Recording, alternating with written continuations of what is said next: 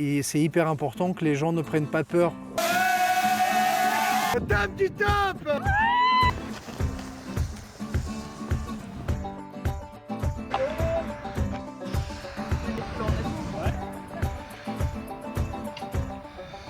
Bonjour Leonardo. Bonjour Artem. Merci beaucoup de me recevoir ici. Avec plaisir. Voilà, dans le cadre de notre série de documentaires, je viens interviewer un peu tout le monde, tous nos intervenants, nos experts, pour voilà, découvrir un peu déjà qui vous êtes, pour montrer votre parcours rapidement pour notre future audience. Et voilà, on va savoir 2-3 trucs sur la santé, sur ce que vous faites. Et pour justement, là, pour tous ceux qui ne te connaissent pas, est-ce que juste tu peux te présenter en deux secondes? Oui. Donc Leonardo Pelagotti, il est fondateur d'Inspire Potential et de l'Académie Inspire, en France mais aussi en Italie. J'ai travaillé principalement avec la respiration et l'exposition aux éléments froids et chauds, la thérapie par contraste, mais aussi avec les mouvements, la nature, les yogas, la méditation et les biohacks naturels. Donc j'ai fondé ces projets il y a maintenant 9 ans. Je me suis formé à l'époque avec Wim Hof et puis Patrick McKeown. Donc j'ai transmis pendant des années la méthode Wim Hof et l'Oxygen Advantage. Et puis j'ai créé mon académie où je travaille 360 degrés sur tout ce qui est souffle, respiration et aussi éléments de la nature. Donc au-delà du méthode, c'est plus une académie éclectique et holistique. C'est-à-dire que je m'inspire des méthodologies différentes, des approches différentes et complémentaires d'Orient, d'Occident, et je travaille à la fois avec les éléments scientifiques, comme avec les CNRS, on a un partenariat de recherche, aussi bien qu'avec les éléments ancestrales comme les yogas, les tai chi, les qigong, l'ayurveda, la médecine chinoise, etc. Donc j'essaye d'avoir un projet vraiment complet autour du potentiel humain, de la santé, du bien-être, à la fois au service de la performance, mais aussi simplement au service de la vie. C'est génial. En tout cas, ce que j'entends, c'est qu'aujourd'hui, il faut vraiment avoir cette approche globale à l'esprit, au corps, parce que juste une direction, d'ailleurs, j'ai entendu tout à l'heure lors du stage que tu disais que juste une direction, c'est pas super d'avoir. En ce moment, moi, j'entends beaucoup de choses sur le froid, parce qu'au départ, quand il y a eu Wim Hof, il y a eu beaucoup de de bonnes choses dites là-dessus. Et en ce moment, on entend plein de gens qui commencent à être un peu plus peut-être réticents du froid. Toi, parce que tu as beaucoup d'expérience, qu'est-ce que tu pourrais par exemple dire sur les bienfaits et en même temps le danger par exemple du froid? Oui, comme toute chose qui nous fait du bien, ça peut aussi nous faire du mal.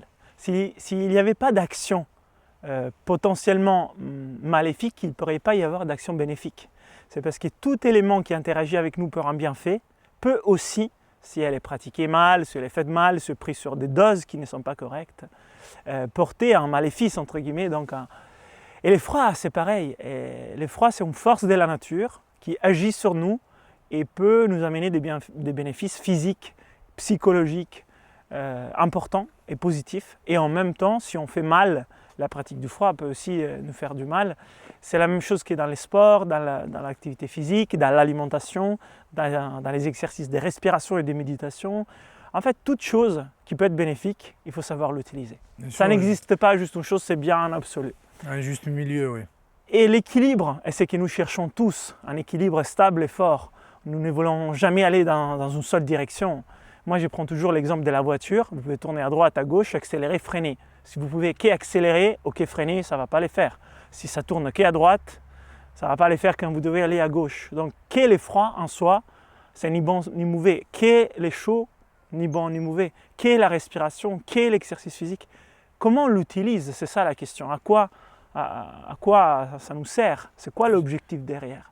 Et en partant de cela, on ne fait pas la même chose, moi, toi, les autres. Donc on a besoin d'être plus fin et plus conscient de comment adapter ça et utiliser ça. Quelle est la finalité? Wim Hof, quand il a commencé, sa finalité, c'était de faire des records et de secouer la conscience globale et collective que ces éléments sont importants. Donc pour les faire, il a fait des choses extrêmes. Mais son message n'était pas fait des choses extrêmes. C'est que les gens derrière ont fait en mal interprétant un message. Lui est un personnage extrême, donc ils se sont dit il faut faire des choses extrêmes pour être bien. Mais en fait, on ne peut pas tout le temps faire des records, tout le temps faire plus, tout le temps faire des compétitions. Sinon, on s'épuise. On l'essaie dans l'exercice physique, on l'essaie dans les travails et dans les froids, c'est la même chose. Donc une fois qu'on a compris que le message de Wim est bon, celui qui est les froids un élément important pour notre santé à réintroduire, la question souvent qu'il faut se poser, c'est comment je l'ai fait? Quelle est la juste dose, si on peut parler des doses, ou la juste pratique pour moi? Et nous sommes tous très différents. Dans les saisons, nous sommes différents, dans les pays, nous sommes différents, dans notre constitution, nous sommes différents, dans notre énergie et dans nos objectifs.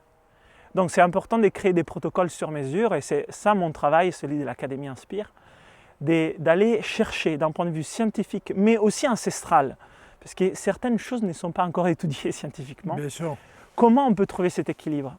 Et mon parcours a été celui de l'extrême.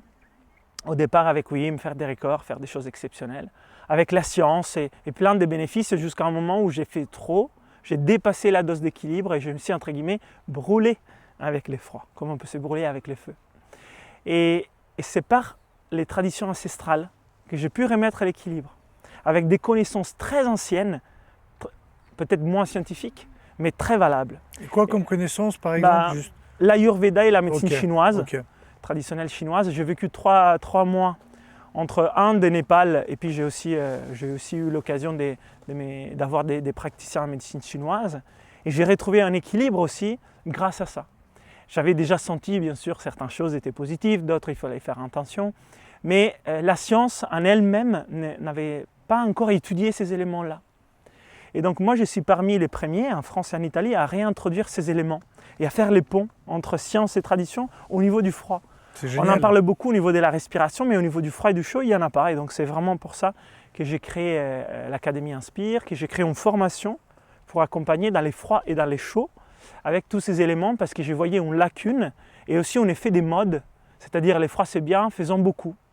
Oui. C'est un peu comme dire les froids c'est mal, on ne fait pas. C'est 2 extrêmes en fait. Mais du coup, par exemple, qu'est-ce que serait une moyenne, ou par quoi une personne lambda qui n'a jamais fait, par quoi elle devrait commencer chez elle, ou même si elle a de l'eau froide à côté de chez elle, un lac ou une rivière? Moi, je pars du principe que la première fois on commence, c'est bien de se faire guider par quelqu'un qui a un peu plus d'expérience. Moi, les côtés autodidactes, je l'ai essayé par moi-même, j'ai fait beaucoup d'erreurs. C'est un chemin très valable d'apprentissage, mais dur. On se prend des leçons. Et des fois, ce n'est pas adapté à tout le monde. Des fois, on a besoin d'y aller en douceur. Donc, si vous voulez commencer par vous-même en autodidacte avec des vidéos, des formations en ligne, c'est possible. C'est mieux de choisir quelqu'un qui a un peu plus d'expérience, qui puisse nous donner des conseils qui sont valables, parce que sur Internet, sur YouTube, sur les réseaux sociaux, on trouve vraiment des extrêmes. Mais moi-même, je fais une formation en ligne pour travailler avec les froids et les chauds, et c'est faisable. On commence par des douches froides, généralement. Donc, c'est simple, en fait. C'est même pas, comment dire, on pourrait se dire, waouh, on va faire un bain de glace. Non, pour commencer, tu fais une douche froide. Oui, c'est déjà un pas en avant. Ouais, mais c'est déjà bien. Parce que moi, j'ai des gens qui m'ont dit, parce que moi, le froid, bon, on n'en a pas parlé, mais ça fait, moi, quand j'étais petit, je suis né en Russie, donc nous, on jouait dans la neige déjà un peu à poil et tout. Ouais. Et ça fait des années que je fais des rivières quand j'ai l'occasion, etc. Et c'est vrai que quand je donne juste un petit conseil à des amis, rien de médical, hein, juste faites une douche froide, bah, il y en a, ils ont vraiment un choc, ils se disent mais waouh, ça fait déjà du bien. Oui, exactement. Incroyable. On a déjà de très bons résultats parce que c'est un petit exercice et la plupart d'entre nous sommes capables de travailler avec ces stimuli par rapport à un bain de glace où pas tout le monde peut commencer comme ça. L'autre possibilité, c'est de suivre un stage ou une pratique vraiment avec un groupe comme on vient de faire ici et d'essayer un bain froid ou un bain de glace avec la supervision de quelqu'un qui nous guide dans un contexte élévateur. Parce qu'on a passé toute la matinée à faire du mouvement, à respirer dans un contexte de joie.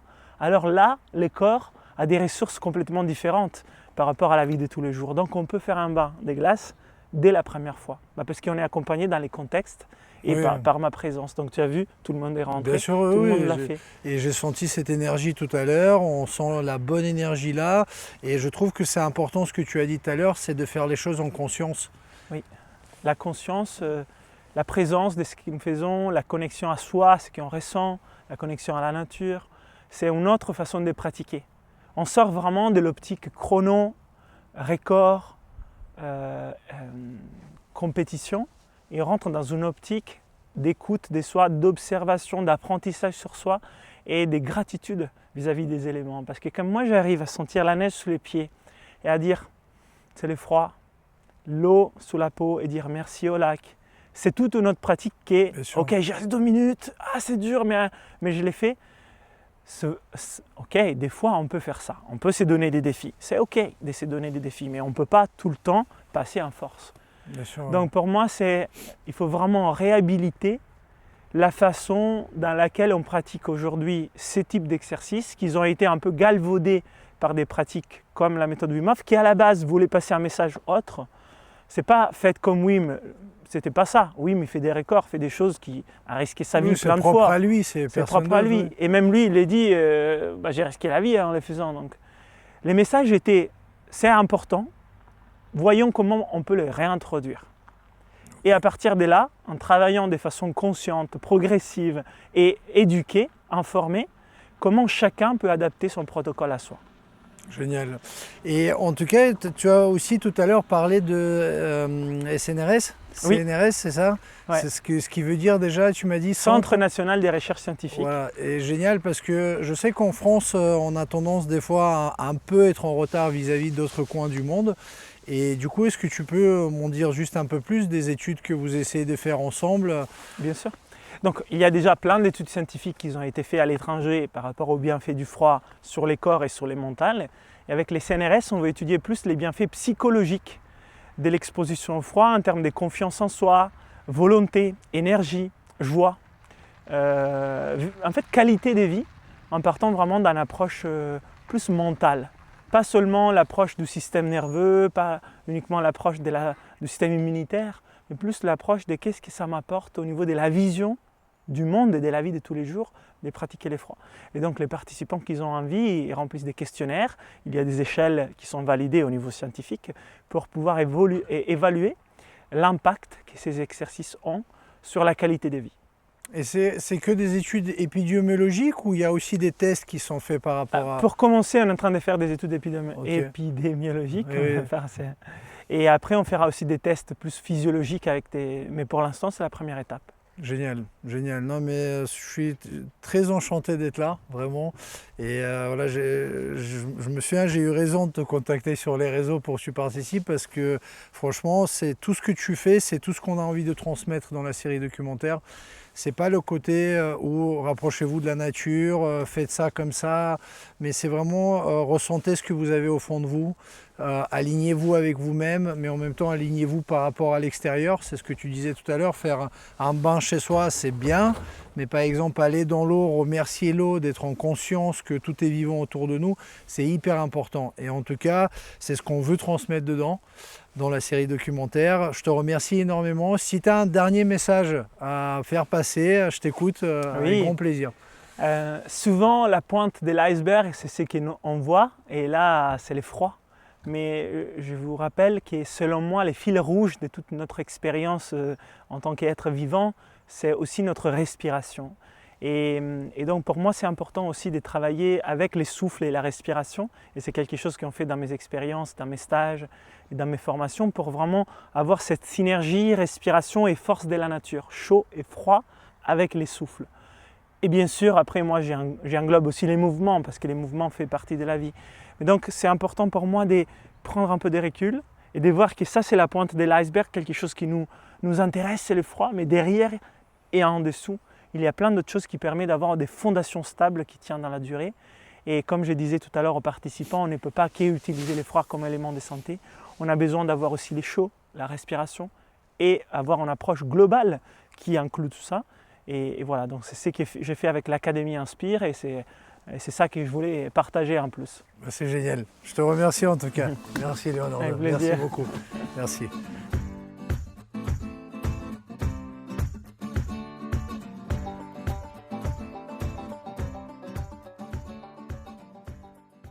Franchement, c'est un endroit incroyable. C'est vraiment magnifique.